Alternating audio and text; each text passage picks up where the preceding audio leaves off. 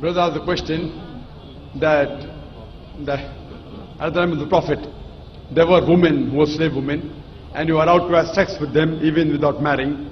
So why was it allowed? What is the privilege? And is the vice versa permitted or not?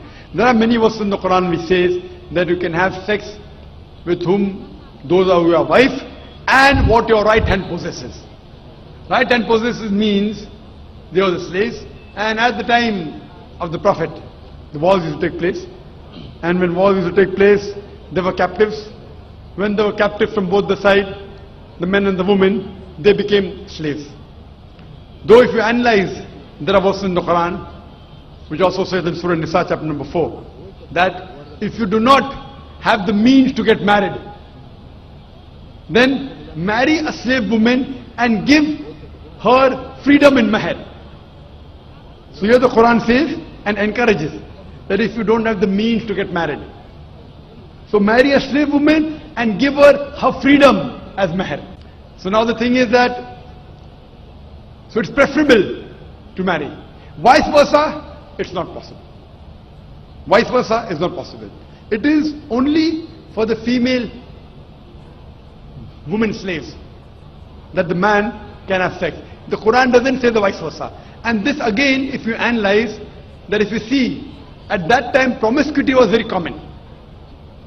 Promiscuity and having sex outside the bond very common. So Islam, like as alcohol was very common, the first verse of the Quran of Surah Baqarah chapter 2 verse number 219 says that in alcohol there is profit and loss. Loss is more than profit.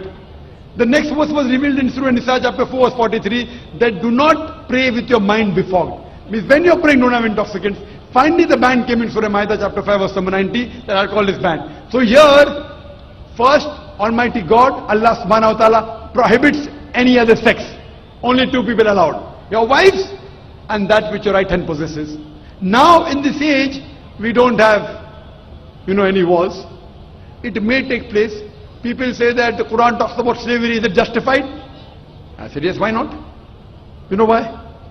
Because today we know that internationally slavery has been banned. But do you know what's happening in Guantanamo Bay? Do you know the laws of UN resolution? How they treat the prisoners of war? If you compare that with the Islamic law is far superior to what's happening in Guantanamo Bay. And after a few days, we have a speaker coming by the name of James E. He's a Chinese, and he was put in Guantanamo Bay. He will give you a story, so do attend that talk.